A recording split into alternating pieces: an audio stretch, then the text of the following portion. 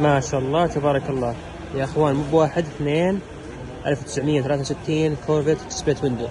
هذا يا اخوان سوينا لكم اياه الاحمر، نزل في الحساب. هذا ما شاء الله قبل شوي واصل ويدخل المزاد اليوم باذن الله تعالى. زي ما انتم شايفين سبليت ويندو، لون الخارج اللون الابيض ومن الداخل اللون الاسود. القيقر عادي ما شاء الله تبارك الله، ممشاه 40,000 ميل. هذه معلوماتها بالكامل ما شاء الله تبارك الله. هذه حالة الانجن باي او المحرك ما شاء الله جميل ونظيف ما شاء الله تبارك الله. هذا كذلك زي ما ذكرنا سوينا لكم ونزل في الحساب، احمر من الداخل احمر كذلك.